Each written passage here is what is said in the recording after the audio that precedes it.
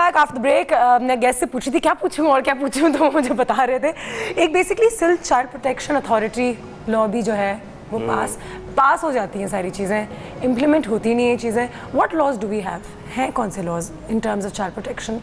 एक तो आपने कह दिया 14 से नीचे आप काम नहीं कर सकते। लेबर लॉ में है ये कि 14 साल से कम उम्र बच्चों को जो है वो लेबर में नहीं रख सकते हैं। ठीक है। प्लस ऐसा देखें चाइल्ड प्रोटेक्शन लॉ जो है अभी उसमें कोई ऐसा लॉ नहीं है जिसमें चाइल्ड की वाकई में कोई प्रोटेक्शन हो। बाकी स्कूल्स वगैरह में जो बच्चे को अब्यूज़ किया जाता है, फिजिकल अब्यूज़ किया जाता है, उसको सेम वही पीनल कोड के तहत ही प्रोसीड किया जाता है। जो भी अगर बच्चे को अब्यूज़ करेगा तो जो उस पर पीनल कोड में जो सज़ा है उसके तहत ही उसका मुकदमा होगा और वही उसी तरह से केस चलेगा FIR लॉ। बिल्कुल। अच्छा, एक चीज़ जिसके बारे में well I don't want to talk too much into detail, लेकिन हम लोग बच्चों को कभी कभी शर्माते हैं। कम्युनिकेशन की जो हम बात कर रहे थे कि बच्चे के साथ अगर कोई प्रॉब्लम है तो बच्चा डरता है माँ बाप को बताने से, और आपने बहुत अच्छी बात की थी कि कभी कभी जब छोटे बच्चे होते हैं हु आर सेक्शुअली हरास्ड या फिजिकली अब्यूज्ड, उनको पता ही नहीं होता कि उनके साथ क्या हो रहा है, तो दे कांट इवन कॉम्प्रिहेंड, वो बता भी नहीं सकते, कम्युनिकेट कर भी नहीं सकते।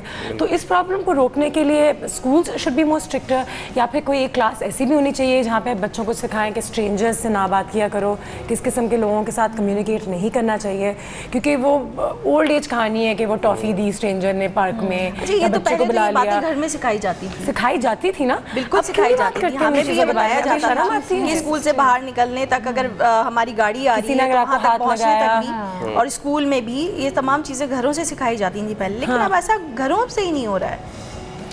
और प्लस लोग बात करने के लिए थोड़ी सी शाइनेस भी है, कम्युनिकेशन गैप जो हम बात कर रहे हैं तो काफी ज्यादा बढ़ता जा रहा है। उसकी एक रीजन ये भी हो सकती है क्योंकि पेरेंट्स दोनों माँ भी और बाप भी दोनों वर्किंग हो गए हैं। अब मोस्टली आप फैमिली में जो है पेरेंट्स दोनों जो है वो वर्किंग है, वो सुबह जा रहे हैं और सुबह जितनी हड़बोंग मची हुई होती है, बच्चे को स्कूल भेजना है, हस्बैंड को तैयार करना है, फिर उन्होंने खुद भी अपनी जॉब पे जाना है, उसकी वजह से भी शाम में आ रहे हैं, थके हुए आ रहे हैं। घर की जिम्मेदारी है, एक जो खातून होती हैं उनके ऊपर घर की जिम्मेदारी होती है, फिर बच्चे का भी देखना, उसको ट्यूशन पे भेज दिया, ट्यूशन पे भेज के लोग समझते हैं कि बस हमारी जिम्मेदारी खत्म हो गई, ठीक है ना। बट इसमें मेरे ख्याल में कि फिर मदर की बहुत ज़्यादा जिम्मेदारी आ जाती है कि मदर को बहुत रिस्पॉन्सिबिलिटी शो करनी है। We are working but at the same time हमको अपने बच्चों को भी देखना है, हमें वो टाइम डिवाइड करना है। बिल्कुल, यू सी आप उनको बच्चों को फॉर ग्रांटेड नहीं ले सकते। और सिर्फ प्यार नहीं, आप उनको थोड़ा सा सिखाएं भी, डांटें भी, और थोड़ा सा ये चीज़ें भी कम्युनिकेट करें। आपको कॉन्फिडेंस भी लेना है कि अभी अगर आपकी ये प्रॉब्लम्स चल रही हैं, ये पेरेंट्स की सबसे बड़ी रिस्पॉन्सिबिलिटी है। टीनेजर्स का साथ तो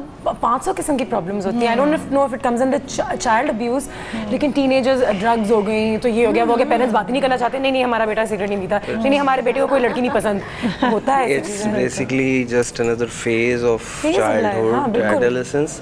लेकिन बहरहाल we are still missing a very important actor, that is the teacher. आप कह रही थी स्कूल्स को स्ट्रिक्ट होना चाहिए, स्ट्रिक्टनेस उस सेंस में तो खैर नहीं, लेकिन बहरहाल एक जिसको कहते हैं ना कि कैपेसिटी स्कूल टीचर्स की स्कूल के अंदर होनी चाहिए।